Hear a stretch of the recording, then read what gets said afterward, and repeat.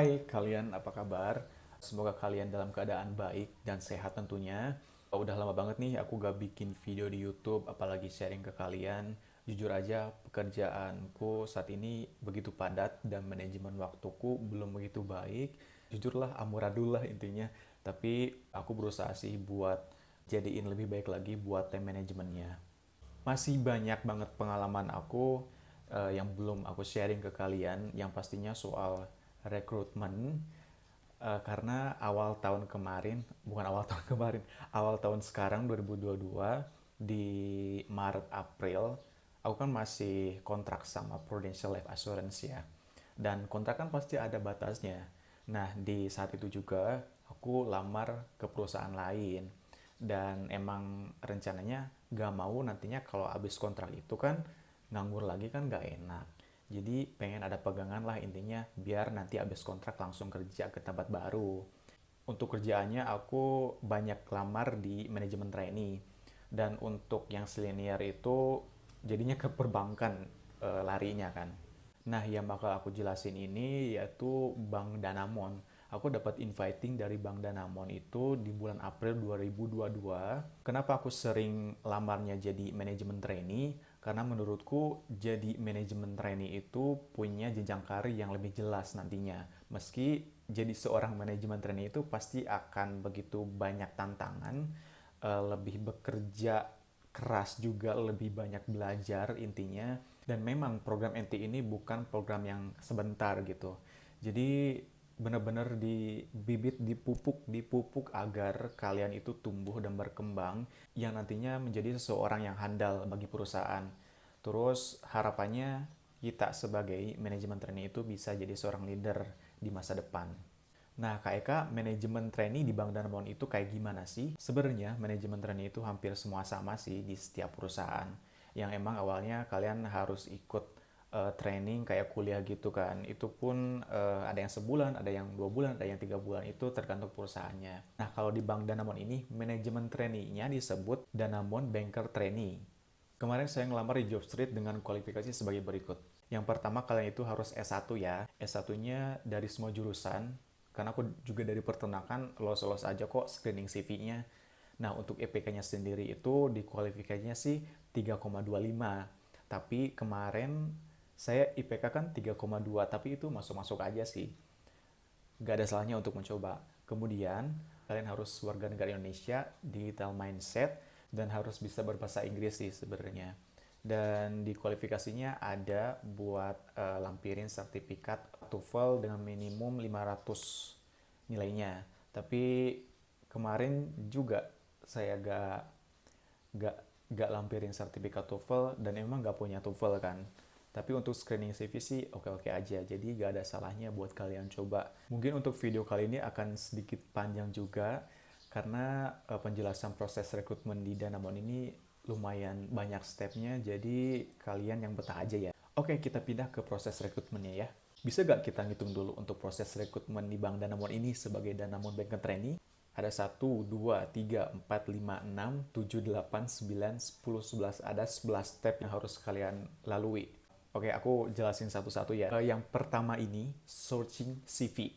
Jadi ini emang dari Danamonya itu nyari-nyari pelamar dan screening CV. Mereka dapat dari mana aja sih pelamar ini? Yang pertama itu dari LinkedIn. Kemudian yang kedua itu dari job fair, yang kayak di kampus-kampus itu. Dan yang ketiga itu dari Jobstreet. Danamon cuma ngambil sumber-sumber dari 3 ini aja. Kemudian setelah screening CV itu, terus kalian bakal diundang ke meeting group secara online. Itu semua pelamar di sana yang nantinya bakal dijelasin sama HR program ini, rekrutmen ini bakal kayak gimana sih gitu. Dan saya ikut juga sih di sana. Untuk berapa orangnya itu sekitar 50 orang. Dan itu per batch ya. Kemarin itu aku batch 14. Nah, pada meeting itu ya yang dijelasin ini. Video ini aku bikin ya emang rangkuman dari waktu meeting kemarin. Nah, setelah meeting tersebut udah lumayan ngerti lah gimana step-stepnya. Ada pengumuman nih, harus ikut online test. Dan online test ini step keberapa? Step kedua ya. Online test ini sifatnya General Intelligence Assessment. Jadi psikotes yang memang pada umumnya waktu kalian psikotes perusahaan ya kayak gitulah. Jadi gak terlalu yang banyak-banyak banget, gak terlalu rumit-rumit banget. Pasti familiar deh untuk tipe-tipe psikotesnya apa aja. Nah, setelah online test, kalian bakal di-invite ke online leaderless group discussion. Nah, di step ini itu per grup. Satu grup itu isinya 5-6 orang, yang nantinya setelah discussion itu dapat sebuah ide bisnis. Step yang keempat yaitu online kompetensi based interview. Nah, di step interview ini kalian bakal diinterview sama asesor. Kurang tahu juga sih sebenarnya isinya kalian bakal ditanya apa aja.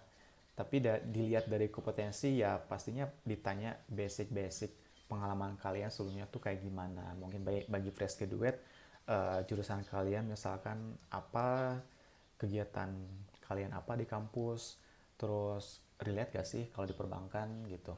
Kemudian kita lanjut ke step kelima. Step kelima ini namanya online intre exercise. Nah, di bagian ini kalian bakal dikasih sebuah problem, masalah, entah bisnis, mungkin kalian harus dapat pemecahan masalahnya kayak gimana. Sarannya kayak gimana, kritiknya kayak gimana, pokoknya problem solvingnya tuh harus gimana. Setelah itu, kalau kalian lolos, kalian bakal diundang untuk online panel interview by senior manager. Ini adalah interview terakhir dari interview yang tadi, jadi bakal benar-benar dirangkum nih, dan pasti ditanya apapun itu sih. Dan pasti bakal ditanya segala hal tentang diri kamu. Jujur ya, ini lumayan banget loh interviewnya. Banyak banget. Setelah interview beres, kita akan masuk ke profile and social media screening. Nah, di step ini kalian bakal dicek nih background kalian tuh kayak gimana sih. Apa aja sih yang diceknya? Yang pertama itu OJK Slick Check. Yang kedua negatif list check. Ketiga adalah AML check atau anti money laundry check. Yang keempat adalah social media check. Nah, setelah kalian dianggap sudah merasa baik oleh mereka, terus nanti kalian bakal dapat offering nih dari Bank Danamon. Apa aja sih yang dibahas? Nah, di offering ini ada penjelasan buat uang saku. Kalau MT ini namanya uang saku ya, bukan gaji. Tapi ya sama-sama aja dikasih duit ya. Terus ada penjelasan benefit juga yang bakal kalian dapatkan. Dan lebih detail lagi program ini nantinya kayak gimana. Nah, setelah penjelasan tersebut, kita diundang lagi buat medical check up. Pastinya kalian harus sehat walafiat ya. Sehat badan, sehat pikiran untuk berjuang di Bank Danamon. Setelah medical check up, merasa ya sehat nih kandidatnya, udah disuruh tuh buat tanda tangan kontrak. Kalian langsung masuk ke Danamon Banker Training. Dari proses ini cukup panjang juga kan, dari screening, psikotes, interviewnya banyak, kemudian cek background. Ya emang rata-rata untuk MT ini ya gitu ya. Pembahasan selanjutnya yaitu untuk program ini ke depannya tuh bakal kayak gimana. Jadi dibagi menjadi 3 fase. Yang pertama ini fase 1. Fase 1 ini kalian masuk ke digital learning. Digital learning ini selama 3 bulan. Untuk trainingnya sendiri itu ada 4 nih. Ada 4. Yang ke satu itu basic banking. Kalian bakal diajarin pokoknya tentang perbankan, baik itu dari operasionalnya, dari SOP, sampai ke pemasaran.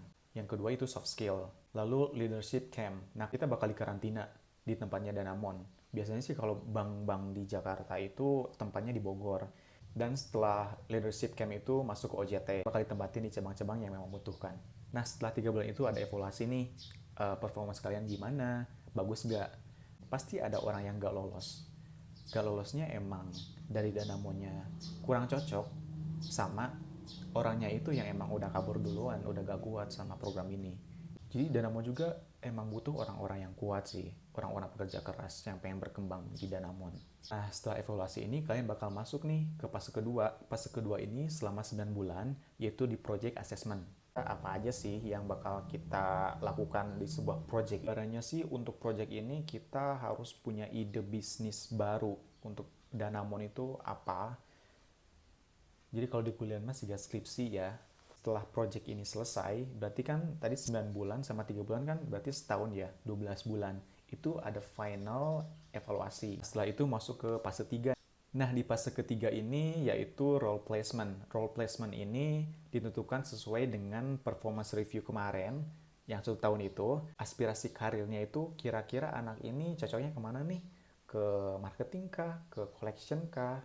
Dan sesuai dengan kebutuhan yang ada gitu, yang kosong. Nah, itu penjelasan programnya yang begitu singkat. Masih ada lagi sih yang pengen dibahas. Sedikit untuk karir journey seorang Danamon Banker Trainee itu kayak gini. Kalian ikut nih jadi trainee. selama program 2 tahun kan. Udah tuh 2 tahun. Kemudian tahun selanjutnya, di tahun ketiga, kalian bisa di front end selama 2 tahun juga. Terus kalau performance bagus, bisa ke middle end 2 tahun juga. Bisa naik lagi ke back end 2 tahun juga. Berarti 8 tahun ya? 8 tahun tuh. Setelah 8 tahun, kalian udah bisa jadi spesialis. Spesialis itu minimal 4 tahun. 8 sama 4, berapa tuh? 12 tahun. Dan mereka bilang juga ekspektasi untuk menjadi seorang senior level itu kira-kira 10 tahun. Kuat-kuatin diri, kuatin badan, kuatin mental. Di bank itu bukan main-main kerjanya. Oke?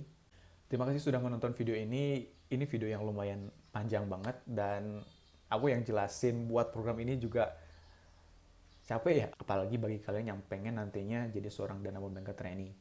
Tetap semangat dan tetap stay positif. Oke?